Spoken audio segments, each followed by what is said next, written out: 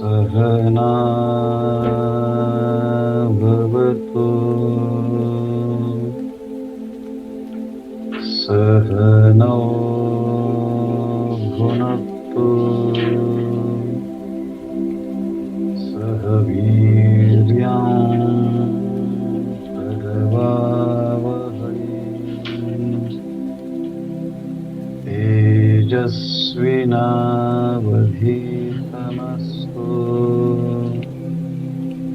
मा विद्विषावहै।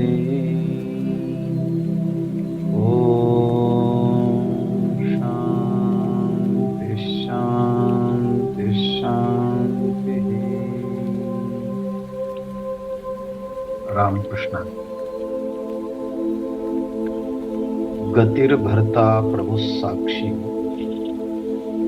निवास शरणं सुहृत् प्रभव प्रलय स्थानं निधानं बीजमव्ययम्।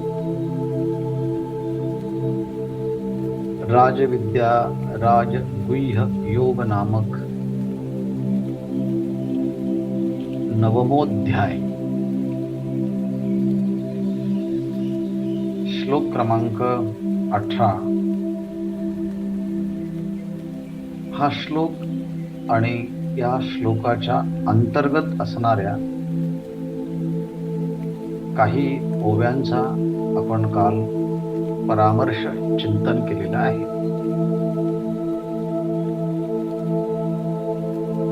परमात्म्याने आपली सार्वभौम सत्ता या सृष्टीच्या मध्ये किती रूपाने व्यापलेली आहे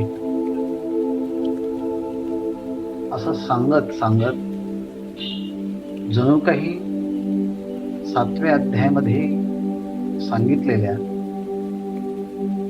विभूती योगाचा पुनरुच्चारच जणू काही या श्लोकांच्या माध्यमातून भगवान करत आहे की ज्याचा विस्तार भगवंताला 10व्या अध्यायामध्ये करावयाचा आहे।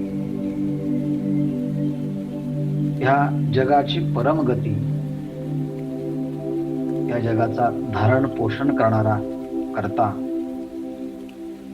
सर्व सृष्टीचा नियंता स्वामी, शुभाशुभ कर्माचा द्रष्टा, सर्वांचं निवासस्थान,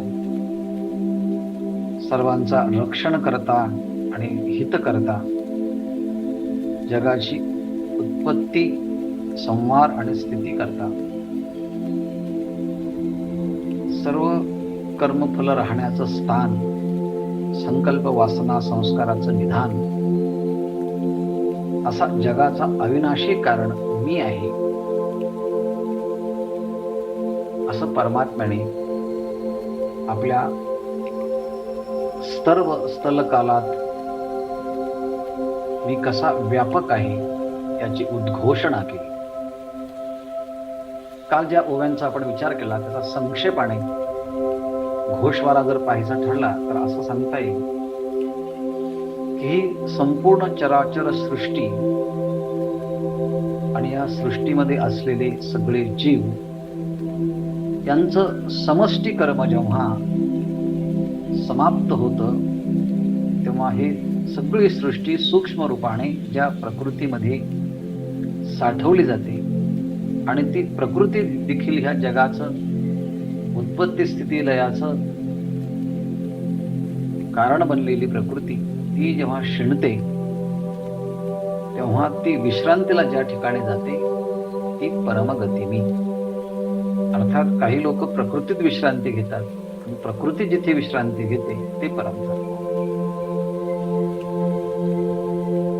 परमात्म्याच्या सत्तेनेच आणि स्फूर्तीने या प्रकृतीचं जगणं आहे। परमात्म्याने आधार आणि अधिष्ठान तो प्रकृतीला बनल्यामुळे ती प्रकृती संपूर्ण विश्वाला जन्म देते आणि तो परमात्माच बुद्धिस्त चिदाभास होऊन देह इंद्रियाच्या तादात्म्य धारण करून देहाला झालेले सुख दुःख तो आपले आहे असं मानतो, म्हणजेच प्रकृतीचे गुण आहे तो माझे म्हणून तो भोगत असतो. संपूर्ण विश्वरूपी लक्ष्मीचा हा परमात्मा भरता आहे आणि हा त्रैलोक्याचा स्वामी आहे हे सांगत असताना त्या स्वामीचं सामर्थ्य इतकं महान आहे की आकाशाने सर्वत्र राहावं, वायूने क्षणभर सुद्धा शांत नसावं, पावसाने वर्षाव करावा, अग्नीने जाळावं, पर्वतांनी आपली जागा सोडू नये, समुद्राने आपली मर्यादाचं उल्लंघन करू नये, पृथ्वीने त्या सगळ्या प्राणीमात्रांना धारण करावं, ही माझी आज्ञा ह्या पंचमहाभूतांना आहे. मी बोलवल्यामुळेच वेद बोलतो, मी चालवल्यामुळे सूर्य चालतो. सगळ्या जगाचं चलनवलन ज्या प्राणाच्या मुळे आहे, पण त्या प्राणाचाही प्राण त्या मी आहे. मी प्राणाला हलवलं तरच तो जगाचा कार्य करतो. माझ्याकडूनच आज्ञा मिळाली तर आणि तरच काळ ह्या प्राणीमात्रांचा ग्रास करतो. म्हणजे सृष्टीच्या उत्पत्तीला आणि सृष्टीच्या नाशातल्या प्रत्येक घटकाला परमात्म्याची सत्ता ही प्रमुख मानली जाते. पण कधी कधी परमात्म्याची सत्ता आपल्याला मान्य होते तर कधी मान्य होत नाही.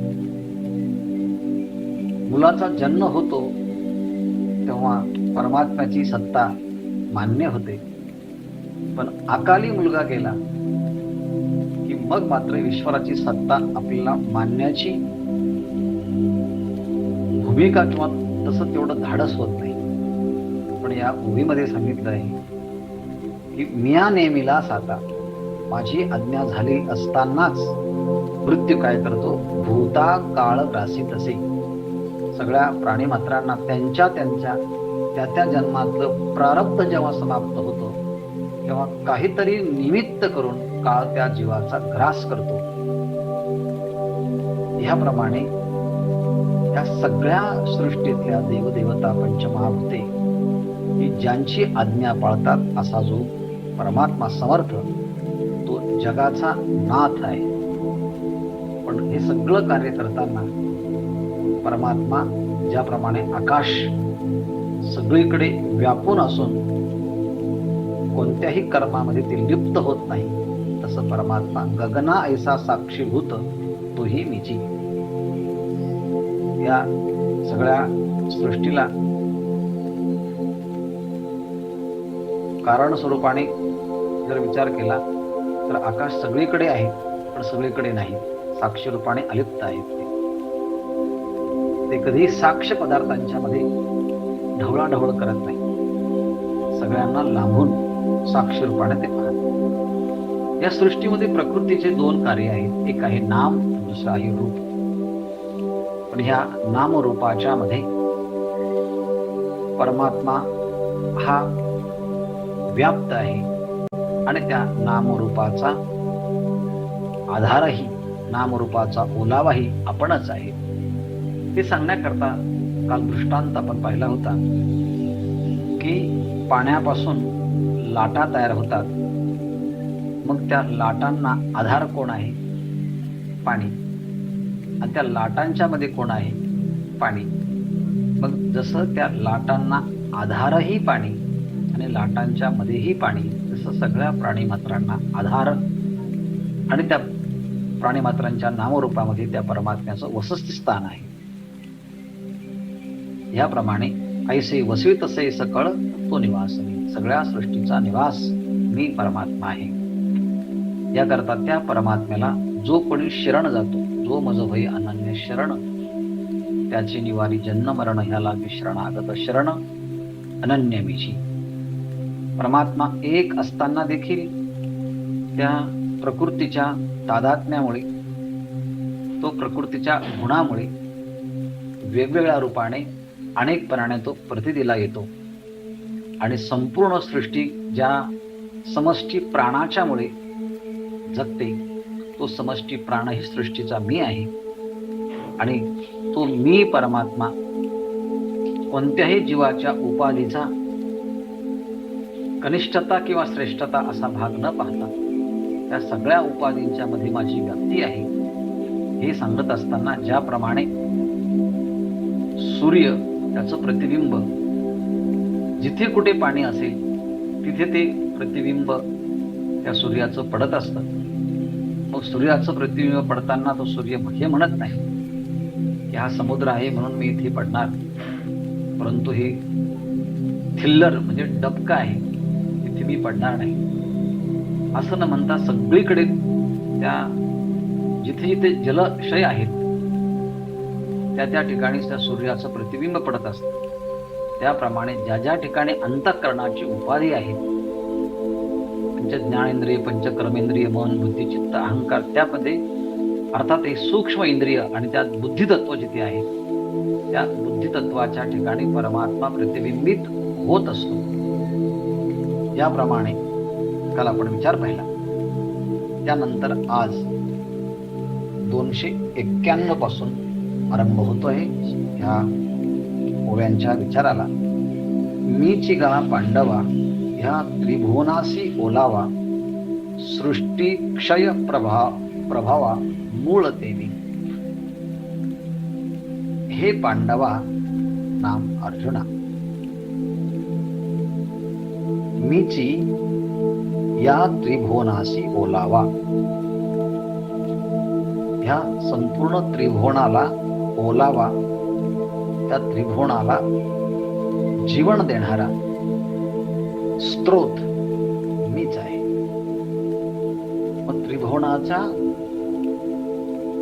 अस्तित्वाला किंवा त्रिभुवनाच्या सगळ्या गोष्टीचा जीवन मीच जर आहे तर परमात्मा पुन्हा असं म्हणतात, ही जी संपूर्ण सृष्टी दिसते आहे ना, ही सृष्टी, या सृष्टीचा क्षय आणि ह्या सृष्टीची पुन्हा उत्पत्ती याला सुद्धा मूळ मीच आहे. म्हणून सृष्टी क्षय प्रभावा ते मूळ मी. अर्थात उत्पत्ती, स्थिती आणि नाशाला सृष्टीच्या कारण कोण असेल तर मी आहे असं म्हणत असताना परमात्म्याच्या अधिष्ठानावरती ही उत्पत्ती, स्थिती आणि लय होत असतो. म्हणजे पाण्याच्या अस्तित्वावरच लाटांचं निर्माण होतं, लाटांचं अस्तित्व असतं आणि पुन्हा लाटा विलीन होतात त्या पाण्यामध्येच. अर्थात पाणी रूपाने तसंच असतं, पण लाटांचं येण्या जाण्याच्या, उत्पन्न निर्माण होण्याच्या साठीचं कारण कोण असेल तर ते जलच आहे.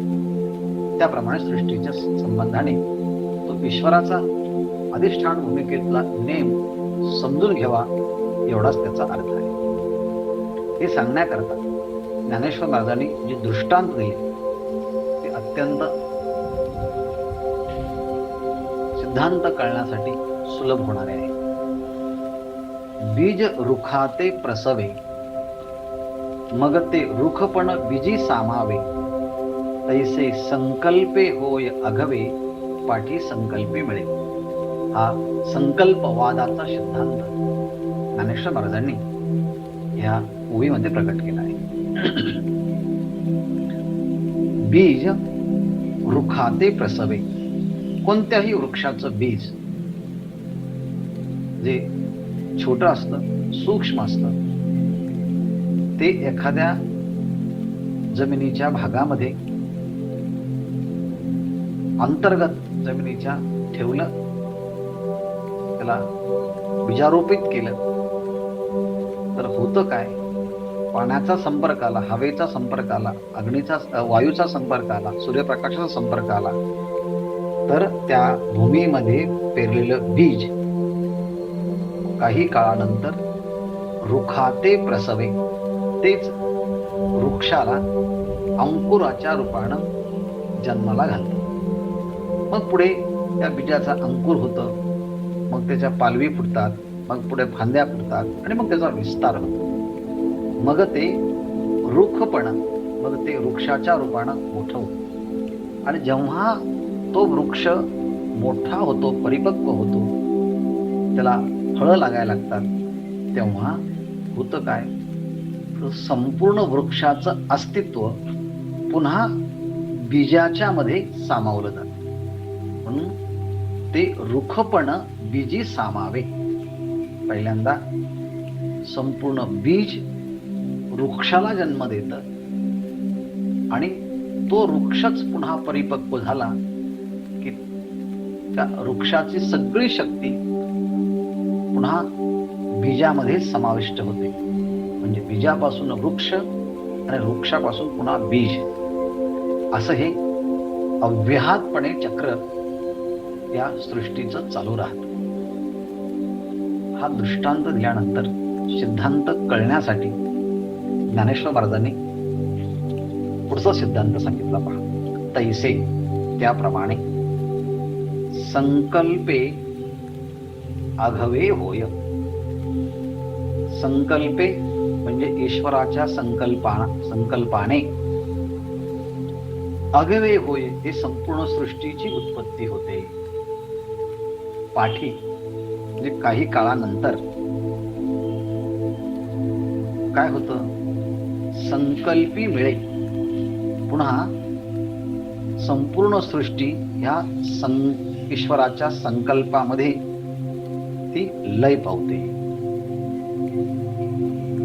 ह्या खालच्या सिद्धांताच्या वरती आणखी थोडा आपण विचार करूया संक्षेपानेच. परमात्म्याच्या संकल्पाने ही सगळी सृष्टी उत्पन्न होते. एकोहम बहुश्याम प्रजायेय. पण ईश्वराचा तरी संकल्प का होतो,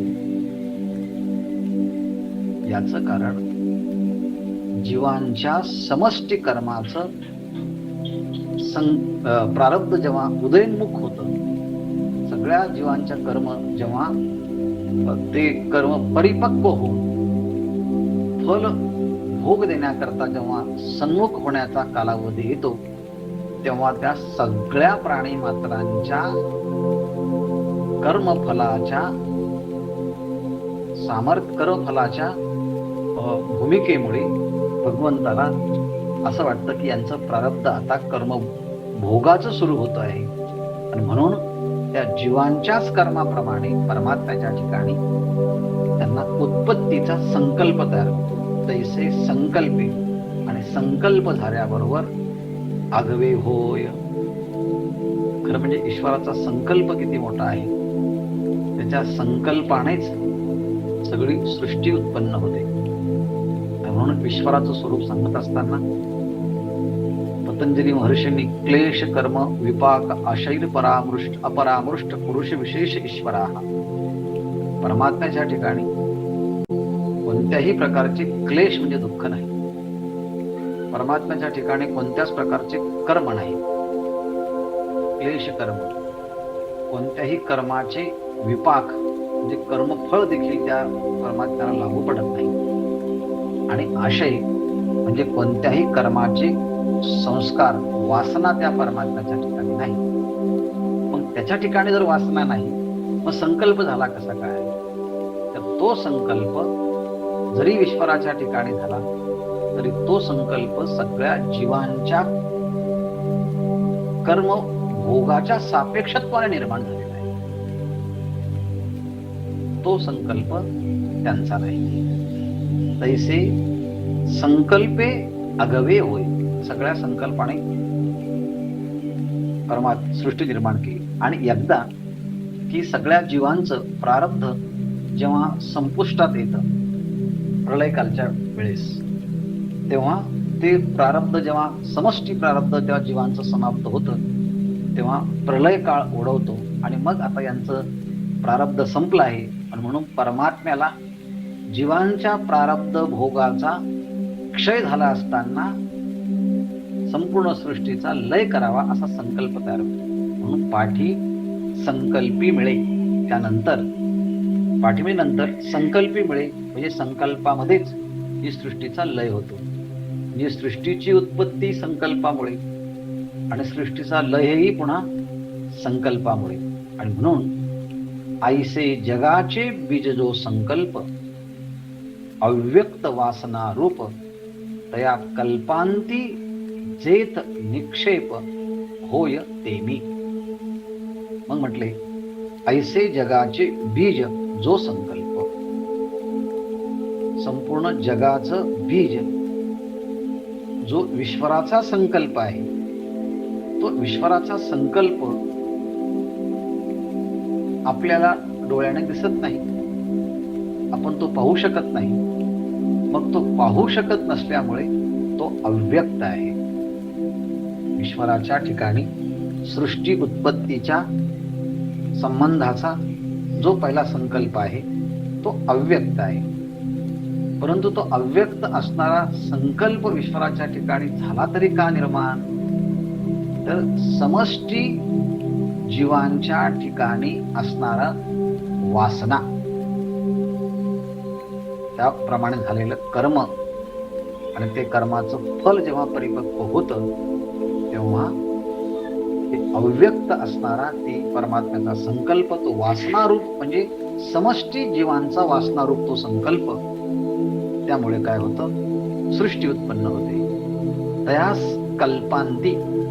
आणि जेव्हा मग संपूर्ण सृष्टीच्या त्या कल्पाचा अंत होतो तेव्हा जेत निक्षेप, अर्थात तो सगळा संस्कार रूपाने संपूर्ण सृष्टीचं बीज जेथे निक्षेपू, जिथे ते ठेवलं जातं, जिथं ते राहतं, त्या सगळ्या सृष्टीच्या बीजाला राहण्याचं ठिकाण ते सुद्धा मी होय, ते सुद्धा मीच आहे. म्हणजे सृष्टी संकल्पामुळे निर्माण होते, संकल्पामुळे विलीन होते, आणि जेव्हा संकल्पामुळे सृष्टी विलीन होते तेव्हा सगळ्या जीवांचं सूक्ष्म वासनारूप जे काही बीज आहे ते बीज जिथे राहतं ते ठिकाण सुद्धा मीच आहे. मग जेव्हा सगळ्या सृष्टीचं लय होतो म्हणजे नेमकं काय होतं? सगळी सृष्टीची व्याख्या एका वाक्यात सांगा. काय आहे सृष्टी? सृष्टी आहे नाम आणि रूप. म्हणून संपूर्ण सृष्टी नामरूपात्मक आहे. मग प्रलय कालाच्या वेळेस हे नामरूप जे आहे ते नष्ट होतात. म्हणून ये नामरूपे लोटती, वर्ण व्यक्ती आटती, जातीचे भेद फिटती, जे आकार नाही. ये नामरूपे लोटती, हे सगळे जीवांचे जे काही नामरूपे आहेत ती नामरूपे नाहीशी होतात. कारण का? प्रारब्ध संपलं की आकार नाहीसा होतो, आणि आकार गेला की त्या आकाराला नाव आलेलं ते नाहीसं होतं. कारण नामरूप संबंध जाती क्रिया भेद हा आकाराशीच प्रवाद वस्तूशी नाही. जिथे आकार आहे तिथे नाम आहे, जिथे नाम आहे तिथे रूप आहे, जिथे नाम आणि रूप आहे तिथे कोणाचा तरी संबंध असतो, आणि संबंध आला की ती जाती असते, त्याच्या ठिकाणी कोणती तरी क्रिया असते.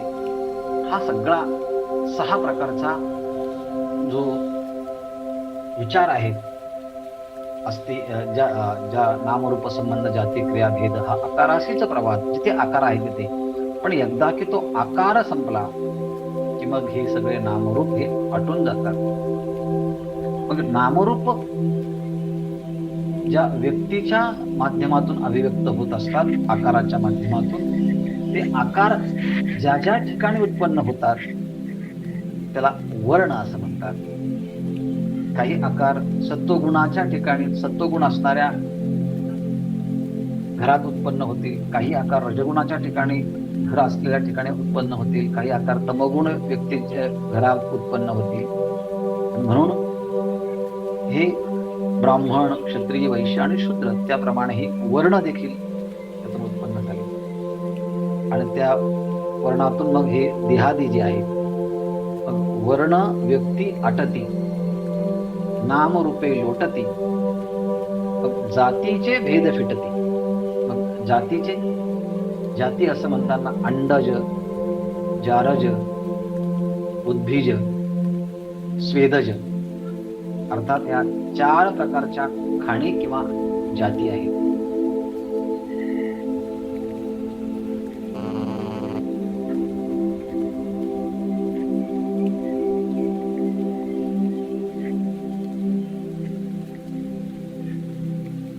ह्याप्रमाणे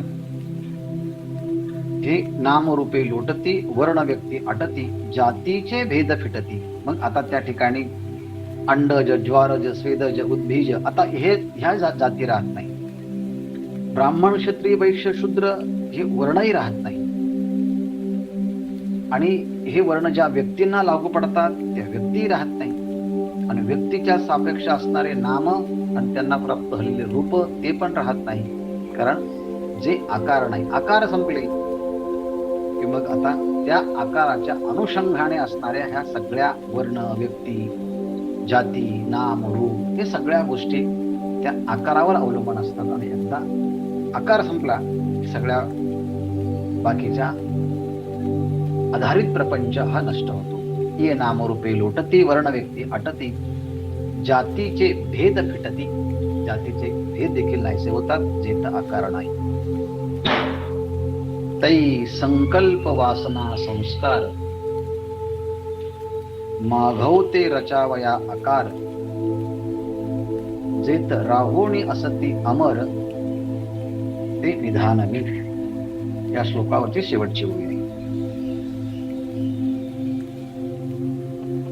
तै म्हणजे तेव्हा संकल्प वासना संस्कार माघवते रचावया आकार जेथ राहोनी असती अमर ते निधान. पहिल्यांदा विचार आहे तो संकल्प. आणि संकल्प तो ज्याच्या आश्रयाने राहतो तो आहे परमात्मा. म्हणजे सृष्टी उत्पत्तीचा संकल्प हा ईश्वराच्या आश्रयाने राहतो. पण हा संकल्प तरी का उत्पन्न झाला तर प्राणी मात्रांच्या ठिकाणी असणाऱ्या ज्या वासना त्यामुळे झालेले कर्म आणि ते कर्म जेव्हा परिपक्व होऊन फलभोग देण्याकरता येतात मग काय आहे वासना पण सृष्टीच्या उत्पत्तीला कारणीभूत आहे. कोणाची अनंत जीवांच्या असणाऱ्या ज्या बुद्धिस्त वासना म्हणून वासना आणि त्याचबरोबर ईश्वराच्या ठिकाणचा संकल्प सगळ्या जीवांच्या ठिकाणी सूक्ष्म रूपाने असणाऱ्या वासना आणि त्याप्रमाणे ईश्वराने याच्या अगोदरही सृष्टी जेव्हा उत्पन्न केली होती म्हणून पूर्वकल्पातील जगत उत्पत्तीचे ईश्वराच्या आश्रित असणारे संस्कार. एकदाच असं होतंही पहिल्यांदा सृष्टी उत्पन्न करतोय परमात्मा असं नाही. तर अनेकदा प्रलय झाले, अनेकदा सृष्टीची उत्पत्ती झाली. तेव्हा मागच्याही प्रलय कालाच्या वेळेस परमात्म्याने सृष्टी निर्माण केली होती. अर्थात त्या सृष्टी निर्माण करण्याचे पुन्हा संस्कार त्या ठिकाणी राहतातच. याप्रमाणे संकल्प वासना संस्कार हे तिन्ही एकत्रित झाले की मग पुन्हा मागच्या प्रमाणे सृष्टी निर्माण करावी लागते. माघवते रचावया आकार. मग ह्या मागच्या ह्या सगळ्या कारणामुळे रचावया आकार पुन्हा सृष्टीचा हा आकार उत्पन्न करण्यासाठी परमात्मा ही सृष्टी उत्पन्न करतो. म्हणून वासना ही कर्माचं अत्यंत सूक्ष्म रूप आहे. आणि जसजशी वासना उत्पन्न होते तसतसा संकल्प उत्पन्न होतो. आणि जसजसा संकल्प उत्पन्न होतो तसतसे कर्म होतात. आणि जसजसे कर्म होतात तसतसे कर्माचे पुन्हा फल तयार होतात. आणि पुन्हा मग जाती आयु आणि भोग सती मोले तद्विपाके जात्यायुर्भोगा असं योगसूत्रामध्ये म्हटलं आहे.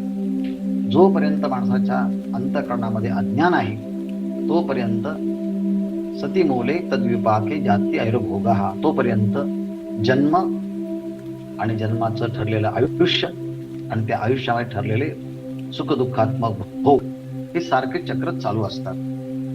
मग आता पुन्हा जेव्हा या सृष्टीचा प्रलय होतो तेव्हा हे सगळे संस्कार एकत्रित राहतात. जे राहोणी असती हे सगळे सृष्टीचा प्रलय जेव्हा होतो तेव्हा सगळ्या जीवाचे सगळे कर्म एकत्रित येऊन आमर स्वरूपाने जिथे राहतात, यांना या सगळ्या सृष्टीच्या जीवांच्या कर्म जिथे अमर होऊन राहतात त्यांना अमर म्हणण्याचं काय कारण आहे? त्यांना सगळ्या प्राणी मात्रांच्या जीवांचे कर्म सूक्ष्म रूपाने जिथे अमर होऊन राहतात, अमर होऊन राहतात हा म्हणण्याचा अर्थ आहे जोपर्यंत श्रोत्रिय आणि ब्रह्मनिष्ठ महापुरुषांच्या उपदेशाच्या द्वारे साधन चतुष्टय संपन्न अधिकाऱ्याला ज्ञान होत नाही,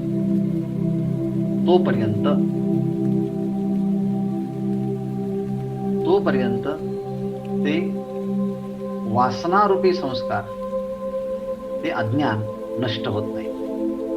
आणि जोपर्यंत ते अज्ञान नष्ट होत नाही तोपर्यंत ते कायम राहतं. म्हणून या अर्थाने त्यांना अमर असं म्हटलंय. अमर राहोणी असती, जेत अमर राहोणी असते, त्या ठिकाणी अमर होऊन ते सगळे संस्कार राहतात. पण एकदा की ज्ञान झालं, ज्ञानाग्नी सर्व कर्माणि भस्मसात कुरुते तथा. आणि असे सगळे संस्कार ज्या ठिकाणी राहतात ते निधानमी परमात्मा म्हणतात. या सगळ्या सृष्टीचे संस्कार तिथे सूक्ष्म राहतात, ते राहण्याचं ठिकाण मी हे परमात्मा आहे.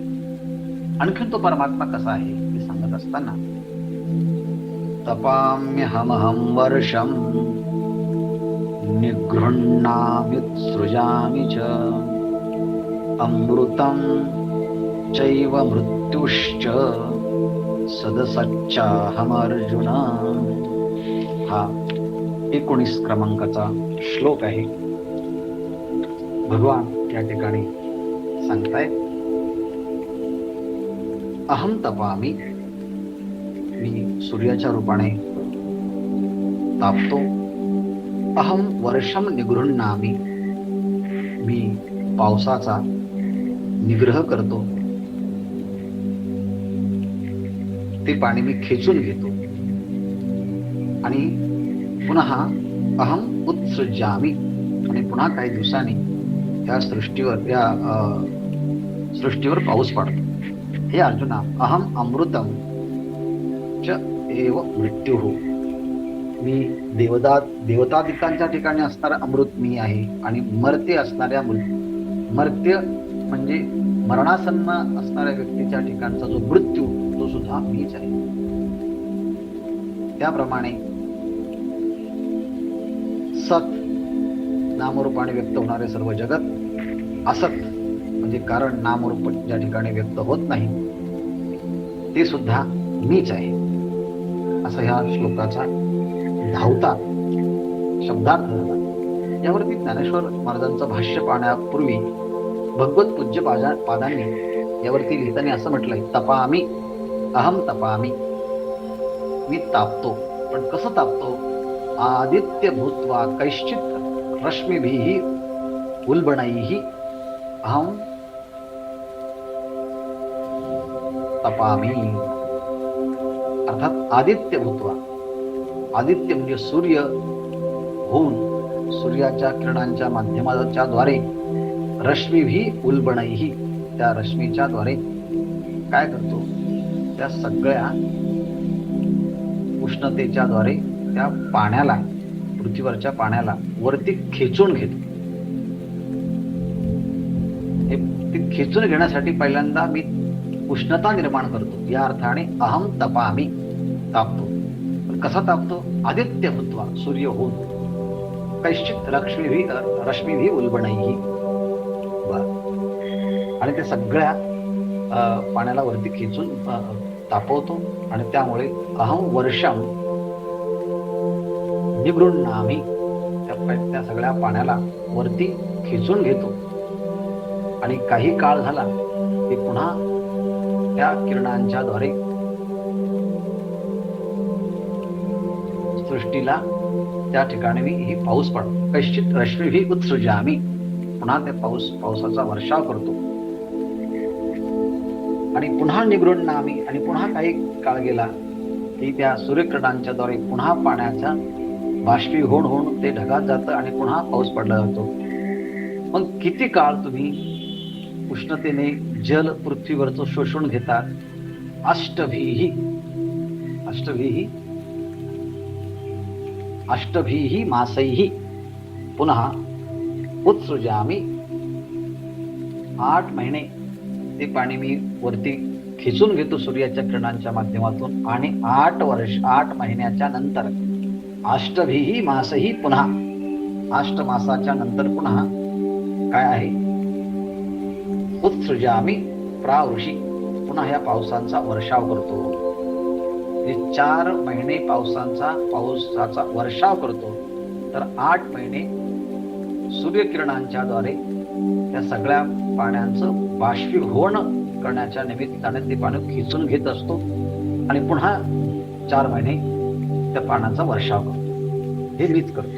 अमृतम देवानाम अमृतम च एव. देवतादिकांचं जे अमृत आहे ते सुद्धा मीच आहे. आणि मर्त्यानाम च मृत्युः.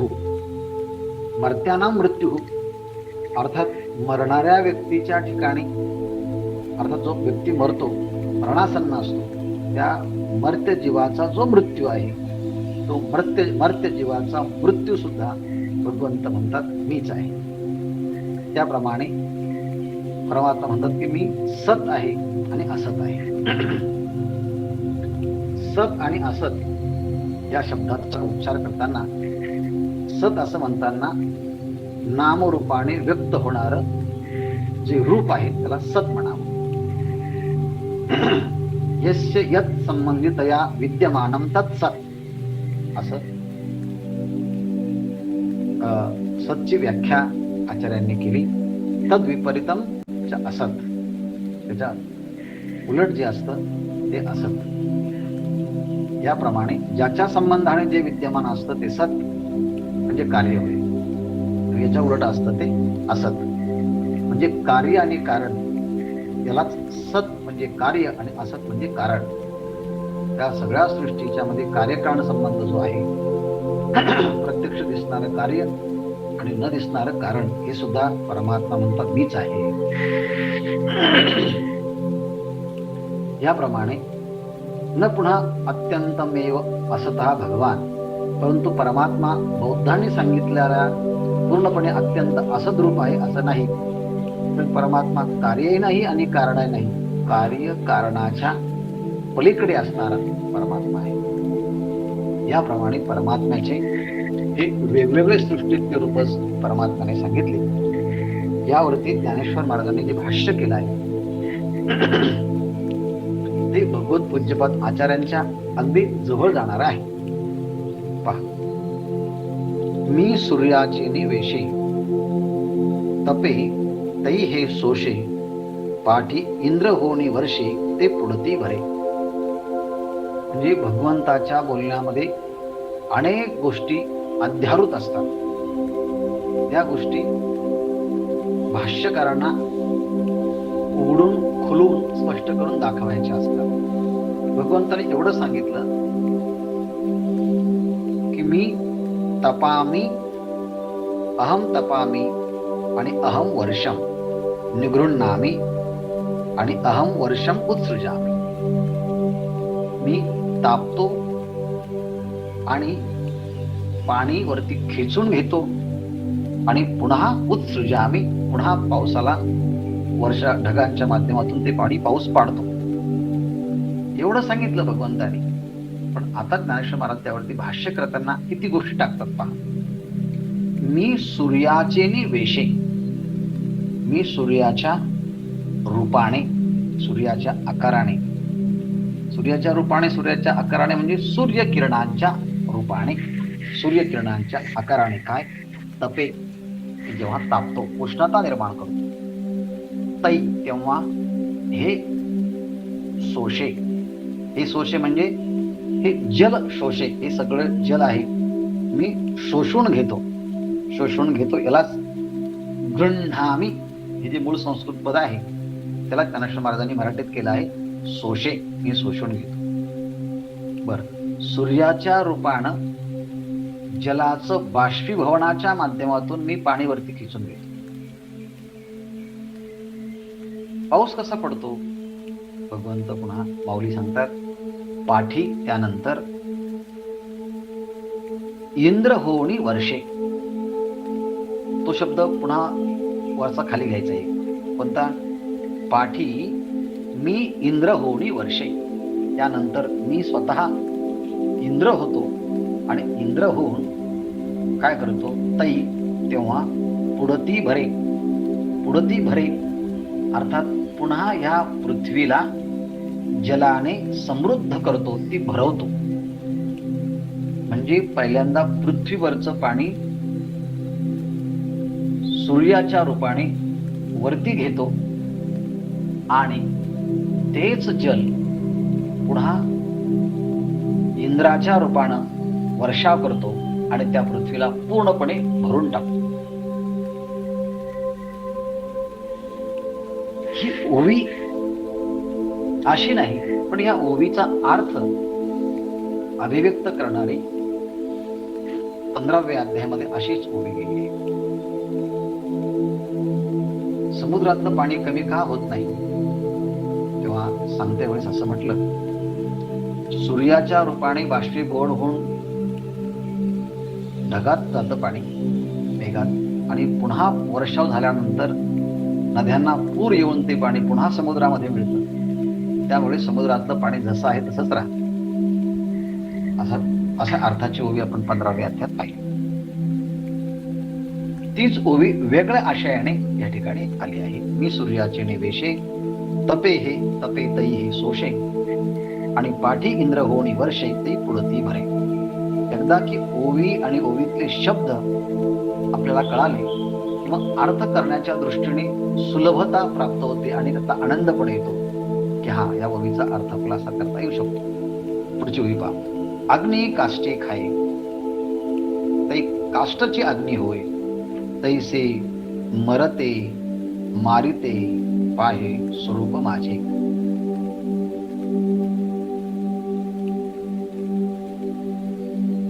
निगृह्णामी आणि उत्सृजामी याचा विचार सांगितल्यानंतर मध्येच भगवंताने माऊलीने पद घेतलं आहे मृत्युश्च. आणि मृत्युश्च हे पद म्हणजे मर्त्य जीवांचा मृत्यू मी आहे हे सांगण्यासाठी पहिल्यांदा उदाहरण दिलं आणि दृष्टांत सांगितलं. अग्नी काष्ठे खाय. काष्ट शब्दाचा अर्थ आहे ज्यामध्ये आता रस राहिला नाही, त्यातलं रस पूर्णपणे आता निघून गेला आहे. आता लाकूड ते वाळलेलं आहे. मग अशा वाळलेल्या लाकडाला जर अग्नीचा संपर्क झाला तर अग्नी प्रज्वलित होतो आणि सगळे लाकडं अग्निरूप होऊन जातात. अग्नी जणू काही त्या काष्टांना खाऊन टाकतो. अग्नी काष्टे होय, तो अग्नी पूर्ण त्या काष्टांना त्या लाकडांना जेव्हा लागतो तेव्हा माऊली म्हणतात अग्नी काष्टे खाय. तो अग्नी काष्टाला खाऊन टाकतो. तेव्हा काय होतं? ते काष्टची अग्नी होय. तेव्हा तो काष्ट म्हणजे वाळलेले लाकडं न राहता ते वाळलेल्या लाकडाचं रूपांतरच काय? अग्नी होय. ते अग्नीमध्ये होतं. मग आता ते आता काष्ट न राहता झाले काय? अग्निस्वरूप झाले. पहिल्यांदा अग्नीचा संपर्क झाला आणि अग्नीच्या संपर्काने लाकडं न राहता त्यांचं रूप बदलून अग्निस्वरूप झाले. तैसे त्याप्रमाणे मरते मारिते माझे स्वरूप पाहे. अर्जुना, तू ही गोष्ट या समाजामध्ये लोकांच्या मध्ये पहा. म्हणजे काय? मरते म्हणताना मरत असणारे जीव, मृत्युमुखी पडणारे जीव, आणि मारिते आणि त्यांना जो काळ ग्रास करतो, त्यांचं प्राणोत्क्रमण करून घेतो, मारिते. पण तो काळ सुद्धा कोणाच्या सत्तेने? मिया नेमीला साता काळ ग्रासित असे भूता, या नियमाप्रमाणे ते मारिते, ते मारण्याचं काम सुद्धा कोण करत आहे? ते मीच आहे. म्हणून माझे स्वरूप पाहे, माझ्या स्वरूपाच्या मुळेच होतं. मग काय आहे? मरणारेही मीच, मारणाराही मीच, आणि ते जीव पुन्हा येतातही माझ्या स्वरूपाचंच येतात. आणि म्हणून जैसे एखादी आपला खूप लाडका आवडता मुलगा असेल आणि त्याने कपडे जर खराब केले असेल तर आई वडील काय करतात? ते कपडे काढून घेतात आणि नवीन कपडे त्याला परिधान करण्याकरता देतात. तसा परमात्मा एखाद्या देहाचं कार्य समाप्त झाल्यानंतर त्या जीवात्म्याला त्या शरीर काढून घेऊन नवीन शरीर प्रदान करण्याकरिता त्याला नवीन कपडा देतो. ही मातृत्वाची भूमिका ईश्वराच्या संबंधाची आहे. या लागी मृत्यूच्या भागी जे जे ते तेही स्वरूप माझे, आणि न मरते तव सहजे मीचे आहे. अहो म्हटले आता मृत्यूच्या भागी जे जे, मग मुरडी या मरणाच्या मृत्यूच्या वाटेला जे जे लागलेले आहेत, मग ते कोण आहे म्हटले? मृत्यूच्या भागी जे जे तेही स्वरूप माझे. ते देखील सगळं स्वरूप हे माझच आहे. मृत्यूच्या वाटणीत पडलेले जे जे विश्व, शस्त्र, अस्त्र, अभिचार मंत्र, वाघ, सर्प, हिंसक माणसे इत्यादी पदार्थ जे आहेत ते सुद्धा माझेच रूप आहे. आणि ज्याच्यामुळे मरण येत नाही असे असणारे ते अमृत, भगवन नाम, ब्रह्मज्ञान हे तर सहजच अविनाशी असल्यामुळे ते मीच आहे. अर्थात न मरते तव सहजे मीची आहे असं म्हणताना जिवंत आहे तेही भगवंताचे स्वरूप आहे, आणि जे मृत्युमुखी पडले आहेत तेही माझे स्वरूप आहे. किंवा मृत्यूला कारणीभूत होणारे जे जे आहेत तेही माझे स्वरूप आहे, आणि अमरत्व प्रदान करणारे जे आहे तेही माझे स्वरूप आहे. अशा दोन्ही अर्थ नाही. आता बहु बोलूने सांगावे, बोलूने सांगावे ते एक हेळा घे पा अगवे, जे सद सदही जाणावे मीची पैगा.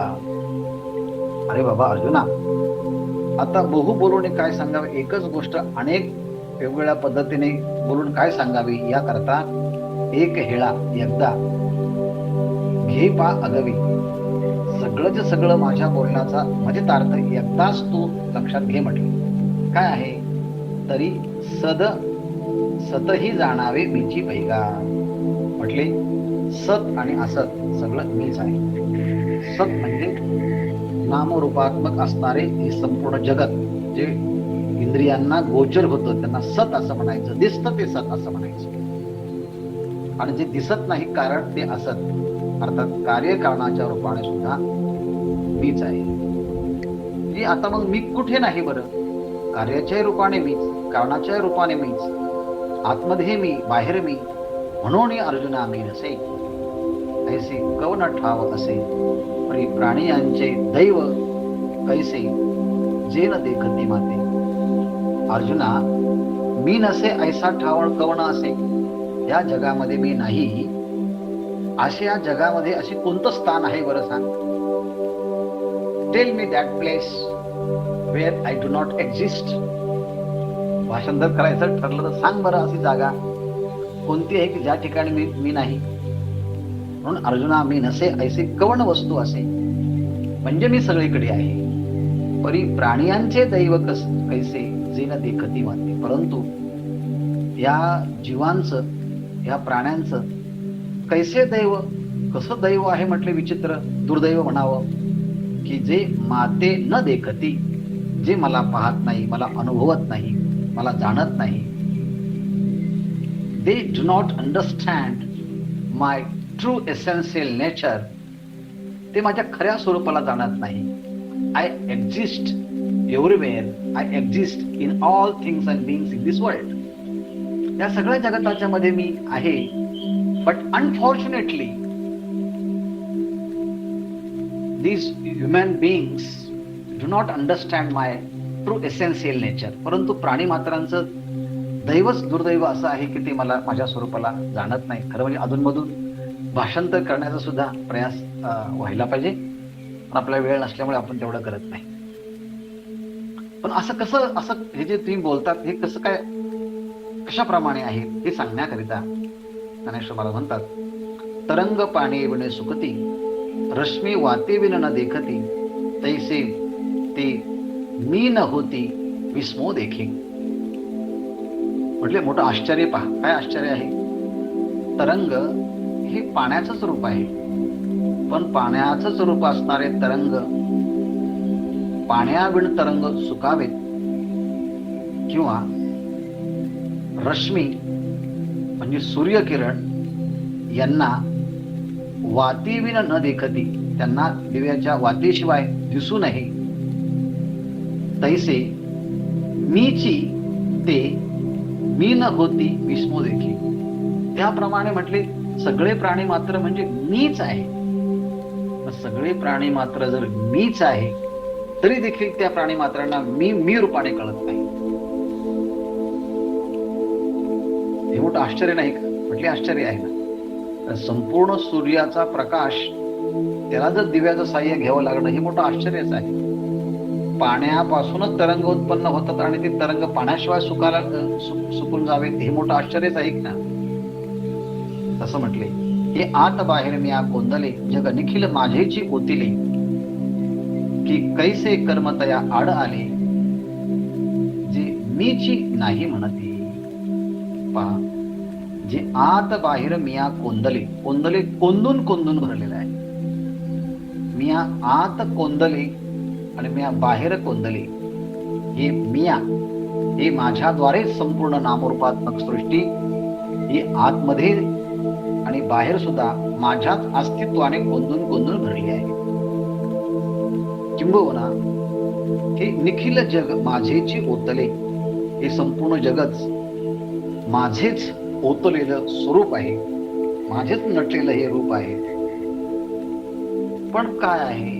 परी कैसे कर्म तया आड आले, परंतु कोणतं पाप कर्म, कोणतं दुर्दैव असं आड आलं कळत नाही मला, की त्यामुळे ते मीची, ते सगळे जीव मीच आहे, पण मीच असताना ते मी नाही म्हणते. मी नाही म्हणजे परमात्मा नाही असं म्हणतात. आता कसं काय सांगावं म्हटले? सगळ्यात पाण्यावरचे तरंगच एकत्रित येऊन त्यांनी मोठा सत्याग्रह केला, मोर्चा काढला की आम्ही पाण्याचं अस्तित्वच स्वीकारत नाही. हे म्हणणं जसं धादांत हास्यास्पद आहे, त्याप्रमाणे प्राणीमात्रांनी देखील, प्राणीमात्र सगळे ईश्वररूप असताना ते विश्वरूप नाही असं म्हणणं हा मोठा आश्चर्यच भाग आहे. हे कसं आश्चर्य आहे म्हटले? परी अमृत कोहा पडिजे आणि आपण याते कडिये काढिजे, ऐसे अति काय निपजे अप्राप्तासी. परी अमृत कोहा पडिजे, एखादा मनुष्य अमृताच्या विहिरीमध्ये पडावा. कोहा म्हणजे विहीर. अमृत कोहा पडिजे, अमृताच्या विहिरीमध्ये एखादा मनुष्य पडावा आणि आपण याते, आणि त्याने आपल्या स्वतःला अतिशय घाबरून भीतीने कडेला पोहून काढावे. आपण याते कडिये काढिले, आपण पोहून त्या कडेला निघावं. खरं म्हणजे आता तो तिथे असला तर मरण्याची काही भीतीच नाही, ते अमृतच आहे ना. पण अमृत असताना सुद्धा त्याच्यापासून मृत्यू होईल असं भीती वाटून घाबरून बाहेर निघून जावं, असाच प्रकार आहे म्हटले इथे. विवेक ज्ञान नसलेल्या लोकांना, नसलेल्या अप्राप्त लोकांना काय करावे?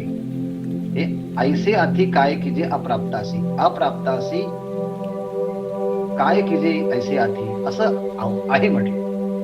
अप्राप्त म्हणजे जे विवेक ज्यांना प्राप्त नाही, असा विवेक प्राप्त ज्यांना नसलेल्या लोक हे अशा स्वरूपाने माझं स्वरूप असताना ते मला ओळखत नाही.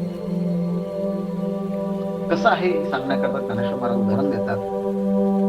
ग्रासा एका अन्नासाठी अंध धावत आहे किरटी, आढळला चिंतामणी पायलोटी अंधळेपणे. हे किरीटी अर्जुना, अंध म्हणजे अंध व्यक्ती एका ग्रासा अन्नासाठी, एका अन्नाच्या घासासाठी राणोराण रस्त्याने इकडे तिकडे इतस्ततः धावत असतो. आंधळा मनुष्य आहे, भूक लागलेली आहे, अन्न द्या अन्न द्या अन्न द्या म्हणून इकडे तिकडे तो सारखा हिंडत असतो, धावत असतो, पळत असतो. आणि पळता पळता त्या आंधळ्या माणसाच्या पायाला एक जोराची ठेच लागली आणि तो आढळला. तो ठेच लागल्यामुळे तो अडकला गेला. पण कशाला ठेच लागली? चिंतामणी आढळला, चिंतामणीलाच तो अडखळला आणि त्यामुळे चिंतामणीला अडकल्यामुळे ठेच लागली आणि खाली पडला. पण तो आंधळा असल्यामुळे आंधळेपणे पाये लोटी, पणाच्यामुळे तो पायाने त्या चिंतामणीला लुटून देऊ लागला. कारण चिंतामणी म्हणजे चिंतलेली सगळी वस्तू प्राप्त करून देण्याचं सामर्थ्य त्याच्यामध्ये आहे. पण आंधळेपणामुळे त्याने पायाने तिरस्कृत करून लोटून दिलं. त्याप्रमाणे हे सगळे जीव माझ्या स्वरूपात असल्यामुळे पण विवेकाचं ज्ञान नसल्यामुळे ते माझा तिरस्कार करतात. तैसे ज्ञान जई सांडोणे जाय, तै ऐसी हे दशा आहे. म्हणून काय किजे ते केले नव्हे ज्ञाने विन, आंधळ्या गरुडाचे पांख आहाती, ते कवणे उपेगा जाती, तैसे सत्कर्माचे ठाती उपके विण. हा जो विचार राहिला शेष तो उद्या पाहूया. तूर्त ह्या ठिकाणी थांबू. ओम पूर्णमदः पूर्णमिदं पूर्णात् पूर्णमुदच्यते, पूर्णस्य पूर्णमादाय पूर्णमेवावशिष्यते. ओम शांती शांती.